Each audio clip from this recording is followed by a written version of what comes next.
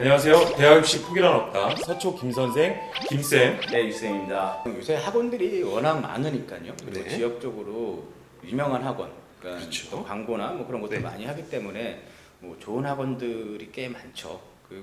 그리고 어떤 친구한테는 이 학원이 안 맞지만은 좋지 않은 학원은 아니거든요. 본인이한테 맞지 않는다고 해서. 그러니까 저도 뭐 우리 아이들 이렇게 했을 때 뭐 어떤 학원이 굉장히 뭐 유명하고 그래서 네. 이제 그 학원을 보냈었는데 뭐 막상 이렇게 한 학기 정도를 이렇게 보내고 났을 때는 조금은 그 강조했던 부분에선 좀 아닌 부분도 좀 있고요. 네네. 그래서 만약에 좀 고른다면은 이제 그런 부분으로 좀 봤으면 좋겠습니다.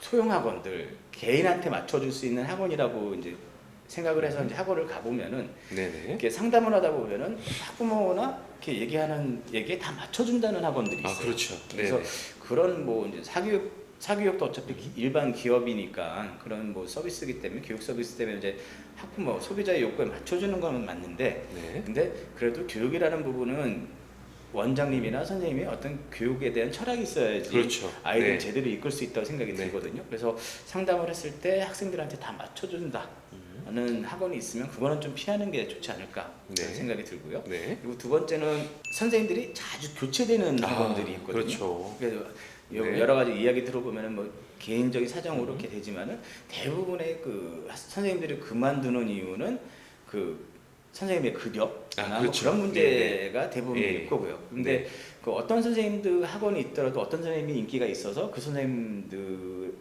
그 수업 시간이 많아지는 경우가 있겠죠. 근데 네. 그렇게 많아진다면 당연히 그 선생님한테는 많은 보상이 필요한데 네. 또 가끔씩 어떤 원장님들은 그런 보상이 아까워하시는 네네. 분들이 있어서 그렇습니다. 또 갈등으로 인해서 이제 선생님이 이제 교체되는 부분이 있고. 네네. 근데 또 자주 선생님이 교체된다는 거는 네. 제가 볼 때는 그 학원의 그 원장님이 그 선생님에 대한 그 갖고 있는 가치관이 조금은 안 좋다고 보여지는 거죠. 그러니까 그렇죠. 교육은 어차피 다른 사람한테 끼워 넣어도 학생들은 들어올 것이다라는 그런 학원장의 그 생각이 있기 때문에 그런 학원도 결코 학생들한테 좋은 효과를 줄 수는 없는 학원이라고 좀 생각이 들고요. 네. 그리고 또 예로 든다면은 그 아마 이제 지역 특구 같은 데는 유명한 학원들이 꽤 있을 겁니다. 예, 이제 좀 그렇죠. 소수 정예 클래스는 소수 정예로 하지만은 인원수가 꽤 되기 때문에 학원 선생님 수도 굉장히 되고 관리하는 네. 시스템도 있고 네. 합리적인 그런 학원들이 있는데 뭐 그런 분들이 있어요. 그 원장님들이 그러면서 그 원장님들이 다른 활동을 많이 하시죠. 뭐 이제 어느 뭐 훈장마을 같은 데서 뭐 학원 네, 성공하는 네. 그런 컨설팅이나 강의를 하시거나 뭐 여러 가지 활동을 많이 하십니다. 그렇죠. 근데 그런 학원도 좀 조심해야 되지 않나 생각이 들어요. 네. 왜냐하면 본인이 어렸을 때 어려웠을 때부터 차근차근 해서 어느 정도 커 나가니까 이거는 다른 사람한테 모든 걸 맡겨놓고 본인의 네네. 그 어떤 네임을 올리기 위한 또 네. 활동을 쭉 하시는 그런 분들도 계시거든요. 또 옛날 같으면 이제 정치에 빠지시거나 그런 분도 예, 계시죠. 그런 네. 학원들 같은 경우는 사실 그분이 가져왔던 어떤 학원의 히스토리보다는 다른 방향으로 흘러가는 쪽이 많기 때문에 그런 학원도 조금은 조심해야 되지 않을까 좀 생각이 좀 듭니다. 그래서 네. 학원을 고르실 때는 우선 입소문으로 인한 학원 리스트를 좀 만들어 놓는 게 좋을 것 같고요. 네. 그리고 어느 정도 시스템이 되어 있는 학원들 같은 경우는 상담 선생님이 있는데 그 상담 데스크에 있는 상담 선생님과 상담으로 결정하지 마시고 원장 선생님이나 아니면은 그 아이를 가르칠 선생님 네.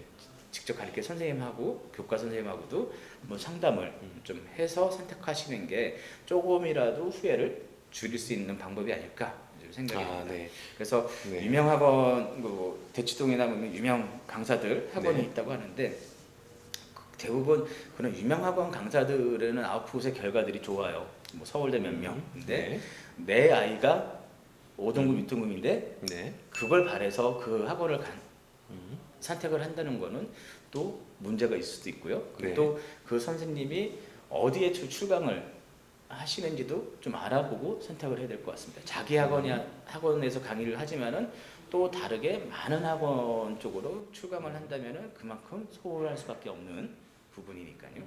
네. 학생과 학부모가 그 학원을 선택하는 기준이 굉장히 신중해야 된다는 그런 결론적인 이야기를 할 수가 있는 것 같습니다. 결국은 학원의 학생의 그 수준에 맞는 것들이 굉장히 필요할 것 같고, 유명 학원이라 하더라도 그 시스템이 있는 학원도 상담 교사가 아닌 직접 우리 아이를 지도할 선생님이나 또는 그 학원을 대표하시는 원장님과 해서 전반적인 내용들을 다 습득을 하시고 그 검토를 하신 다음에 학원을 선택해야 되겠다는 그런 얘기로 들리네요. 네, 그래서 또 한 가지를 말씀을 드리면, 이건 뭐 팁이 될 수도 있는데, 남학생과 여학생이 분리되어 있는 학원, 여기도 좋을 것 같고요. 그 다음에 좀 전에 말씀하신 것처럼 학생의 그 수준과 레벨에 맞게끔 국어, 영어, 수학에 대한 레벨별 학습을 하는 학원. 이렇게 되면 이 수준별 학습 시스템 자체가 아까 말씀하신 것처럼, 유 선생님이 말씀하신 것처럼 그 학생과 학부모의 니즈라든가 아니면 갖고 있는 생각에 휘둘리는 것이 아니라 정말 학생에게 맞는 로드맵을 정확하게 제시를 하고 학생의 목표에 맞게끔, 그 구간별로 또는 기간별이라고 하는데, 이렇게 해서 맞게끔 학생에게 목표를 제시하고 그 제시된 목표를 실천할 수 있도록 시스템을 해주는 학원들이 아무래도 그 좋은 학원이고 학원 선택의 좋은 기준이 될 것 같습니다. 예로 들면 대치동에 있는 대치 720 학원 같은 경우에 그렇게 볼 수 있겠는데요. 여기 다니는 학생 중에서 내신 3등급이었던 학생, 3등급인 학생이 4개월 만에 그 모의고사 전체 과목 한에서 한 문제밖에 틀리지 않는 아주 우수한 성과를 거두는 경우도 있습니다. 이 경우가 결국은 수준별 그 상중하에 대한 레벨 학습과 그리고 이런 시스템들의 로드맵으로 학생에게 목표를 세워주고 실천을 하게 해서 그런 성과를 거두었다고 생각을 합니다.